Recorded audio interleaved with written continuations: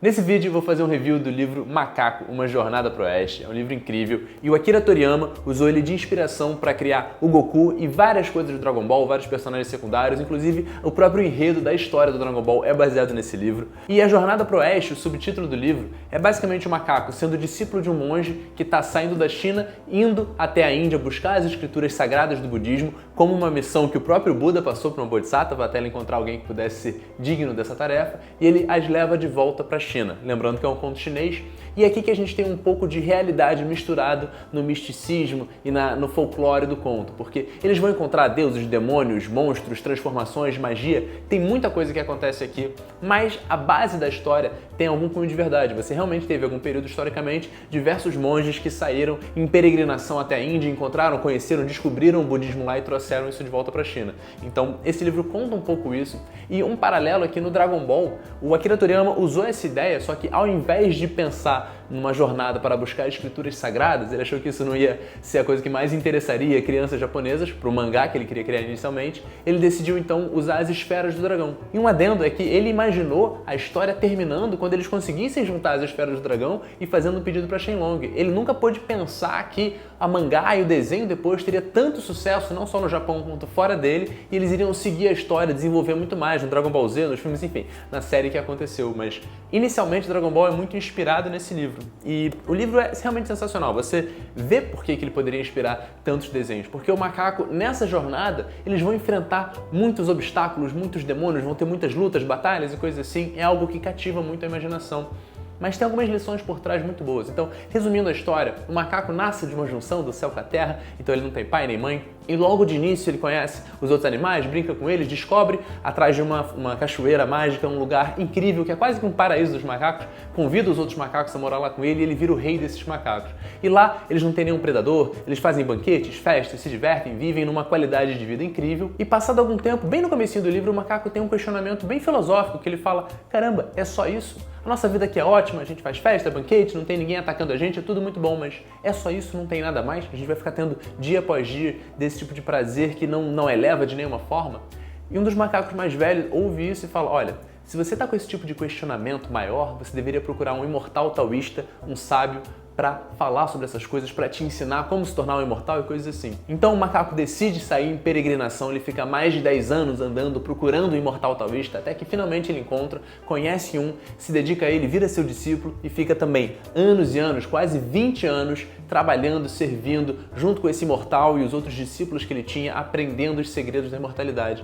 Mas ele, na verdade, fica muito tempo sem aprender nada específico, até que um dia ele pergunta diretamente pro mestre, ele fala, olha, a gente tá aqui e tal, mas eu não aprendi nada sobre ser imortal, como é que é isso? E o mestre passa uma mensagem secreta. Na hora ele fala, não, você tá muito errado, você tá muito ansioso, preocupado, não sei o que, a vida não é assim. Ele dá 3 pancadas na cabeça dele, cruza a mão para trás e sai. E todos os outros discípulos ficam, caramba, você deixou o mestre chateado, como você pode? Você foi tão insolente? Mas o macaco, que era mais sábio, percebeu que aquela era uma mensagem secreta, que as 3 pancadas na cabeça queria dizer que às 3 da manhã ele teria que entrar pelas portas dos fundos. Enfim, tinha toda uma simbologia ali, mas de fato era uma mensagem oculta, e quando o macaco encontra com o mestre, ele ali pergunta quais das formas da imortalidade ele queria aprender. Tem a das 36 transformações, a das 72 transformações, tem essa e aquela outra, e muitas vezes a gente vai ouvir essa numerologia chinesa aparecendo no livro de formas diferentes, e o macaco decide aprender a das 72 transformações. E no desenho Dragon Ball você vai ver a inspiração nessas transformações, não no Goku em si, tudo bem, ele pode se transformar no macaco, mas é só aquilo especificamente, mas você tem nos personagens do Oolong e do Pual, o Oolong que é diretamente inspirado num personagem que vai aparecer mais pra frente, que é o do porco, mas eles podem se transformar em outras coisas, em outros bichos, até em coisas estáticas. E é essa habilidade que o macaco aprende, ele se torna um imortal, e como todos os imortais, ele pode agora dar um salto mortal e viajar andando nas nuvens, e é daí que vem a inspiração da nuvem dourada que o Goku pode subir. E uma coisa interessante nesse livro é como que eles focam, e ele fala muito no desenvolvimento pessoal, como que o macaco, tem um trecho aqui que eu gosto muito, que ele diz, agora o macaco não era um mortal comum, como ele havia se treinado há muito tempo para fazer bem uma coisa, ele poderia aperfeiçoar qualquer coisa que decidisse. Eu acho essa ideia sensacional, a lógica de que, porque ele ficou muito tempo dedicado, 100% da atenção e concentração dele em dominar essas 72 transformações, ele fica muito tempo ali tentando, ele pensa só naquilo até ele conseguir realmente ter a maestria naquilo. E tem um meta-aprendizado aí. Uma vez que ele aprendeu a aprender, Ele viu que qualquer coisa que ele decidisse dali pra frente, focar sua atenção e sua concentração em dominar, ele poderia. Mas vamos seguir com a história. Logo depois que ele aprende a dominar as transformações, ele acaba mostrando ela para os outros discípulos e o mestre fica muito chateado com ele, porque ele passou isso em segredo, não era para os outros quererem aquilo naquele momento, cada um tem o seu progresso e tal. O mestre expulsa ele de lá, ele vai embora, ele é proibido de falar com quem que ele aprendeu as transformações, ele retorna ao reino dos seus macacos e tudo mais, só que agora ele tem muito poder e ele quer testar esse poder. Então ele entra em batalha contra os monstros, ele decide que ele quer uma arma à altura dele e ele visita o reino dos dragões que tem na água. Vão ter vários dragões nessa história, não é à toa que o Dragon Ball se chama Dragon Ball e tem um dragão também, a inspiração tá claramente ali. E no reino desses dragões ele encontra a arma que ele queria. Ele pede para testar todas as armas e os caras vão trazendo armas cada vez maiores. Um machado que pesava tantas toneladas, uma espada gigantesca e todas ele fala, não, muito leve, agora que ele é um imortal, ele é super poderoso. Até que alguém traz uma barra de ferro mágica que era usado para segurar a Via Láctea. Então tem esses exageros incríveis. E ele pega essa barra de ferro, como ela é mágica, ela se diminui até um tamanho que ele pode segurar. Ele usa, ele acha incrível, depois ele diminui o tamanho de um alfinete, bota aqui atrás da orelha e ele vai viajar com ela. Acaba que o macaco resolve ir aos céus, onde está o imperador de Jade, Buda e uma série de figuras mitológicas. Ele invade uma festa que ele não foi convidado, faz uma bagunça, rouba o pêssego da imortalidade, bebe o elixir sagrado. Enfim, ele faz um problema gigantesco e vai se esconder. Quando eles descobrem que foi ele, o imperador de Jade manda um general com alguns exércitos para lutar com ele, tem batalhas gigantescas e ninguém consegue vencer, até que o Buda prende o macaco embaixo de uma montanha por 500 anos. Então, nessa primeira parte da história, a gente acompanha o macaco se desenvolvendo, progredindo. Ele sai em peregrinação atrás de um imortal taoísta, ele consegue encontrar, ele fica mais de 10 anos como discípulo dele, trabalhando, aprendendo, ele consegue se dedicar exclusivamente a dominar as 72 transformações, ele fica muito poderoso e com isso ele se torna uma pessoa mais arrogante, soberbo, ele começa a querer testar seus poderes, ele começa a se achar melhor que os outros, se envolve em um monte de confusão e acaba sendo punido. Ele fica 500 anos embaixo de uma montanha preso, como ele é imortal, ele não vai morrer, mas ele fica lá. Até que, eventualmente, passa uma Bodhisattva por lá. Porque o Buda tinha dado a ela a missão de encontrar um monge digno de fazer a jornada sagrada da China até a Índia para buscar as escrituras e trazer de volta, e com isso ajudar o povo da China e coisas assim. E enquanto ela está procurando essa pessoa que seja digna o suficiente para isso, ela vai passar por várias pessoas, vários discípulos desse monge, várias pessoas que vão se tornar discípulos. O primeiro deles é o macaco, e ele fala, poxa, por favor, Bodhisattva, tenha pena de mim, eu me arrependo do que eu fiz, eu aprendi com meus erros, eu sei que violência não é o caminho, eu quero me redimir. Será que você pode me ajudar? Então ela fala para ele, olha, se o seu arrependimento é verdadeiro, se você realmente entendeu a sua lição, eu tô com a missão de encontrar um monge que possa fazer essa jornada sagrada de levar as escrituras do budismo de volta para a China, e quando ele passar por aqui, você pode se prostrar a ele e virar discípulo dele. E assim eu vou te libertar daqui quando ele passar e você vai poder seguir ajudando ele. E pelo seu trabalho no bem, pela sua servitude, quando vocês conseguirem ter sucesso nessa missão, você vai ter limpado o seu karma e se livrado dos pecados e dos erros que você fez. Ele, muito obrigado, tal. E a mesma coisa vai acontecer com outros 3 discípulos, basicamente o mesmo cenário. Essa Bodhisattva andando, ela encontra seres que estão sendo punidos por como eles agiram no passado. Então tem um porco, tem um dragão, tem um cavalo, porque eles tinham feito alguma coisa de errado. O porco, por exemplo, ele era muito luxurioso, ele tinha seduzido a mulher de um outro cara, ele tinha sido amante dela, ele gostava de comer demais, então ele tinha sido transformado num porco e estava num lugar pagando sua penitência. E ali ele atacava as pessoas, alguns viajantes e tudo mais. Então essa parte da história mostra também como que, eu acho que o medo das viagens, o risco dos viajantes era de encontrar monstros que tinham nessa passagem, nesse rio, naquela coisa, que eram representados por esses seres que estavam ali pagando sua penitência. E o mais interessante, ao longo da viagem a gente vai ver isso, né? Toda a jornada deles, todos os monstros, todos os demônios, todos os seres maléficos que eles encontram no caminho, eles começam a conversar, interagindo, eles descobrem a história desse ser. E na verdade era uma pessoa que no passado fez algo de errado e estava como punição, tinha sido transformado, tinha sido colocado naquele lugar. E o grande ponto é que todos eles tiveram a possibilidade de decidir se eles queriam seguir piorando a sua situação ou melhorando. Vários ficaram revoltados com a transformação, irritados e acabaram cavando mais a própria cova, piorando a própria situação pela ação que eles fizeram, ao se revoltar com o seu destino, ao se revoltar com o que aconteceu com eles, enquanto que outros tiveram a possibilidade de resolver, falar, não, ok, eu errei, eu vou tentar melhorar, eu vou fazer o melhor que eu posso. E essa é uma coisa que acontece de forma frequente no livro. Você vai ver que cada um cria o seu destino, cada um cria o seu karma, cada um cria a situação em que ele está e a cada momento ele decide se ele vai permanecer e piorar nela ou se ele vai tomar um caminho diferente. O próprio macaco. O macaco, ele faz um monte de besteira, ele é preso naquele lugar, mas ele se arrepende, ele decide trabalhar pro bem, ele tem algumas recaídas e volta, mas no geral você tem esse progresso acontecendo. E pelo menos na minha visão, a lição mais valiosa que esse conto traz, que o livro traz, é sobre como a gente observa e percebe os obstáculos que aparecem na nossa vida.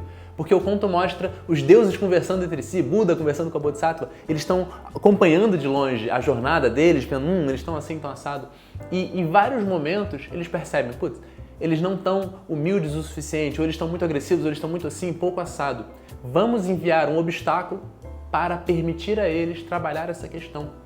Então, nesse livro, no conto, a maioria dos obstáculos, dos demônios que aparecem, dos monstros, das dificuldades pelas quais eles passam, foram enviadas pelos céus, não para atrapalhar eles, porque eles não queriam que eles trouxessem as escrituras para lá. Pelo contrário, eles precisavam trazer essa escritura, mas no caminho eles tinham que se melhorar, eles tinham que evoluir, progredir, e a forma deles trabalharem cada questão que eles tinham era a partir dos obstáculos externos. Então, tem um trecho aqui que fala também, eu acho muito bacana.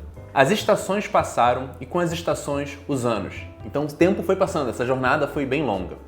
Cada nova aventura e dificuldade proporcionava uma experiência com a qual os viajantes tinham algo específico para aprender. Então ele mostra diretamente cada aventura, cada dificuldade, cada coisa que aparecia era uma oportunidade de os viajantes, que eram os 4 discípulos e o mestre, trabalharem, resolverem, melhorarem algo neles mesmos. Ele coloca aqui, a sua jornada, portanto, parecia sem fim, pois cada um dos discípulos e o mestre em particular tinham muito que aprender. Eles precisavam ser testados nas duras realidades da vida até que se tornassem servos maleáveis e confiáveis do caminho. E aqui o caminho é a tradução que muita gente tem para taoísmo, seria seguidores do caminho, o caminho correto, o caminho do bem, o caminho da iluminação. Então ele mostra como que cada desafio era uma oportunidade deles trabalharem em si algo que eles precisavam para conseguirem se tornar servos maleáveis do caminho, para realmente se tornarem dignos de trazer as escrituras e trazer a iluminação, trazer a melhora para um povo, para a nação chinesa, enfim, é um conto chinês. E sinceramente, por mais que a gente pense nisso, no dia a dia é extremamente raro alguém ver uma dificuldade e falar, putz, nossa, que bacana, uma oportunidade para eu me melhorar. Mas quando você pede para alguma coisa, eu falo, por exemplo, eu quero me tornar uma pessoa mais paciente. Qual é a forma que, pelo menos seguindo o conto, os deuses, os céus ou o universo pode usar para fazer isso? Ele vai me dar situações que testem minha paciência, ele vai me dar situações que me tornem, que demandem paciência de mim. O que pode ser exatamente o oposto do que eu intuitivamente dizia. Se eu sou uma pessoa impaciente, eu estou incomodada com isso, o caminho fácil, o que muita gente deseja é só falar, olha, eu não quero que aconteça nada na minha vida que demande paciência, porque eu não gosto desse estado de mim mesmo. Só que não é por aí que eles analisam. Ele fala, não, se você tem essa dificuldade, se você tem essa questão, você tem que trabalhar ela. O que a gente vai te dar são oportunidades, desafios, situações, contextos que demandem que você melhore, que você eleve, que você trabalhe essa questão que você não tem. E eu acho que esse é um dos ensinamentos mais valiosos desse livro, e você vê que tem uma transição muito clara com o Goku, o personagem do Dragon Ball. Ele, pra mim, é tão sedutor e tantas pessoas gostam, tem muita coisa bacana no desenho, mas principalmente por isso, a forma que o Goku lida com cada um dos obstáculos que ele tem, cada novo vilão que ele encontra, cada novo inimigo, em geral, muitas vezes, ele tá num nível acima do que o Goku tá naquele momento. E para vencer aquele inimigo, ele precisa o quê? Se melhorar. Então ele vai treinar mais, ele vai... E como é um desenho de luta, de batalha, muitas vezes essa melhora é um progresso específico na técnica de luta, ele aprende um golpe novo, ele fica fisicamente mais forte. Mas a lógica se mantém, é que cada obstáculo novo que você tem na sua vida pessoal, na sua vida profissional, nos seus relacionamentos, a lógica é que você precisa melhorar, você precisa crescer à altura dos novos problemas. Muita gente diz, né? Deus dá o cobertor conforme o frio. Então, a ideia por trás, pelo menos para mim, é que você tem sim as ferramentas de subir ao nível do novo problema que você tem. E uma vez que você estabilize nela, você vai pro próximo. E é muito gostoso acompanhar isso na jornada de um livro assim, porque você, de fato, vive várias aventuras. Eles estão chegando num lugar, aí tem uma montanha pegando fogo, então ele tem que pegar o leque mágico que apaga o fogo, mas aí a pessoa faz isso. Enfim, tem todas as transformações, as batalhas e tudo mais. Mas eu diria que, pelo menos na minha visão, esse livro ficou tão famoso por tanto tempo e esse conto perdurou porque ele tem esse ensinamento por trás sobre, primeiro, você se dedicar a alguma coisa e se tornar bom naquilo. Segundo, que cada um vai pagar a sua penitência a partir das ações para o bem. Isso fica muito claro. Quando todo mundo que a Bodhisattva encontra, ela não dá perdão às ações erradas que as pessoas fizeram porque ela é uma boa pessoa, ela não tem nem a possibilidade de fazer isso. Ela pode dar a cada um a oportunidade de, trabalhando por bem, fazendo algum tipo de serviço, melhorando a si mesmo, pagar as suas penitências. O porco, por exemplo, que era extremamente preguiçoso e gostava de comer demais e ter uma vida luxuriosa, ele tem que trabalhar carregando a mala e conduzindo o cavalo e fazendo um trabalho extremamente servil para ele entender o valor do trabalho, da dedicação. E obviamente que os discípulos brigam muito entre si. Tem outro trecho que eu gosto aqui que fala isso. Em vez de enfrentarem o conflito sozinhos, porém, os companheiros muitas vezes brigavam entre si. Ele está dizendo aqui como que, em geral, o conflito que a gente tem na vida é uma exteriorização de um conflito interno. Ele mostra como que a maioria dos obstáculos que eles encontram também eram obstáculos, eram desafios, eram questões internas que eles tinham, mas que, ao invés de resolver o conflito dentro deles, eles exteriorizavam, seja para os outros discípulos, implicando um com o outro, seja com questões externas. Ele fala aqui, Tripitaka é o nome do monge que está fazendo essa jornada. Tinha dupla tarefa de dominar a si mesmo e a seus discípulos. E cada discípulo tinha suas fraquezas a superar, além de ter que aprender a respeitar as funções que o desempenhavam. E mais pra frente ele diz, o que todos eles tinham em comum era um desejo, mas entre cada um e esse desejo estava sua natureza dupla. Isto produzia conflito entre o coração, o lugar onde o desejo foi enterrado, e as necessidades da natureza inferior, que muitas vezes se esquecia de que o espírito ansiava. Então, essa dualidade que ele representa, né, a vontade maior, o desejo que existia e muitas vezes era atrapalhado ou esquecido pela natureza inferior, pelas vontades de cada um, de brigar, de comer, de resolver coisas do ego, é mostrado ao longo da história inteira. Então acho que é por isso que de uma forma lúdica, de uma forma brincalhona, de uma forma cheia de magias e misticismo, você passa uma lição interessante. Nessa jornada, no final, eles conseguem sim trazer as escrituras. Vale muito a pena ler o livro, obviamente que não é uma questão de spoiler. O mais interessante é você acompanhar a jornada. Se você já assistiu Dragon Ball, pelo menos eu lembro que eu assistia no sábado animado. A gente tinha sim naquela época que acordar no horário específico, era só sábado de manhã que passava esse programa. Se você perdesse, você tinha que esperar uma semana inteira para ver de novo. E você vai ver vários momentos onde a história claramente foi inspirada em alguma coisa que aconteceu no livro, mas mais do que isso, realmente eu acho que essa lição é muito valiosa e você, mesmo já sabendo dela, você vai ver de novo, como a gente precisa ser relembrado nisso, como que os obstáculos que aparecem na nossa vida realmente são oportunidades da gente trabalhar e desenvolver alguma coisa, bom, pelo menos se você quiser ver assim. Esse livro eu acho sensacional, eu recomendo muito a leitura, é muito fácil de ler, é muito gostoso, tem uns desenhozinhos no caminho. Então, Macaco, Uma Jornada pro Oeste. Me conta aqui nos comentários o que você achou, se inscreve no canal, curte, compartilha e eu te vejo no próximo vídeo.